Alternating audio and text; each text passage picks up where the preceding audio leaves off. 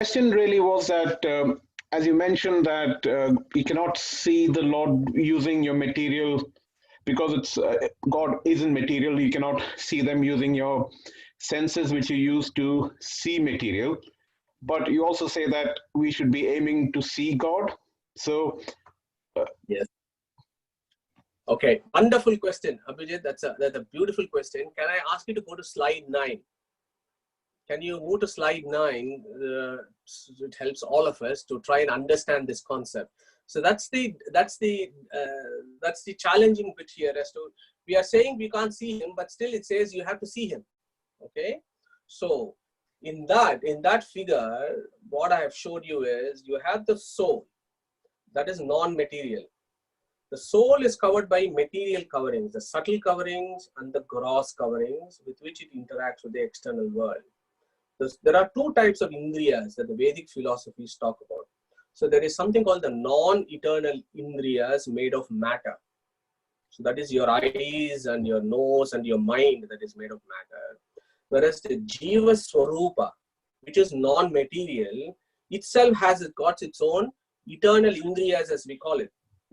Okay, so what we need to do is we need to completely silence our mind. That I was going to tackle that next week, how that should happen. But the core there is you shut off your material indriyas. When that happens, your Jiva Swarupa awakens. And your Jiva Swarupa indriyas, which is non-material, will see the non-material God. We discussed about Pratibimba within the soul. So this soul will turn inwards and see the Supreme through its own eternal Swarupa Indriyas. And that is what happened for Krishna and Arjuna equation in the 10th chapter when he had the Vishwarupa Darshana of the Lord. Okay, so that is the reason why our great Yajnavalkya advised to Maitreyi, Atma va are drashtavyaha. So you see that Atma through your Atma. So you as an Atma see that Antaratma using your Swarupa Indriyas. I hope that made sense. Thank you. yeah, thank you. That was Thank a you. great Makes question. sense. Thanks.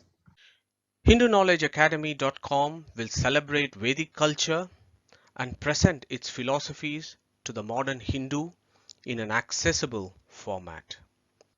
Our ancient heritage is our greatest strength. Through preservation and dissemination, together let us spread positivity in the world. Thank you for listening and welcome to Hindu Knowledge Academy.